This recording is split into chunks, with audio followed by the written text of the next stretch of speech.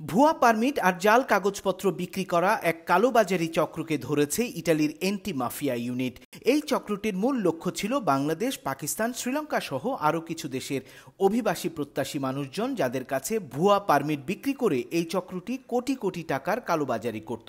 Italy কর্তৃপক্ষের মতে চক্রটি সরকারি দফতর কাফের নামে অনিয়মিত অভিবাসীদের কাছ থেকে জনপ্রতি ৩,০০০ থেকে ১০,০০০ ইউরো পর্যন্ত আদায় করত। ইনফো মাইগ্রেন্টসের খবরে বলা হচ্ছে, চক্রটির কিছু ইতালীয় ও বিদেশি মধ্যস্থতাকারী ছিল, যারা বিদেশি শ্রমিক খুঁজে আনত বা ভুয়াভাবে নিজেদের কোম্পানিতে নিয়োগদাতা হিসেবে দেখিয়ে আবেদন জমা দিত।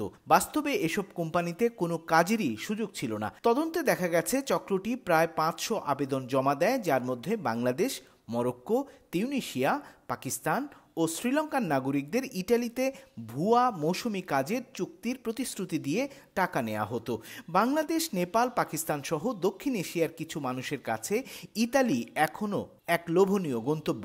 জীবনের তোয়াক্কা না করে বৈধ বা অবৈধ যে কোনো উপায়ে মানুষ যেতে চায় ইতালিতে, আর তাদেরকেই টার্গেট করছে দেশ বিদেশের অভিবাসী এসব চক্র।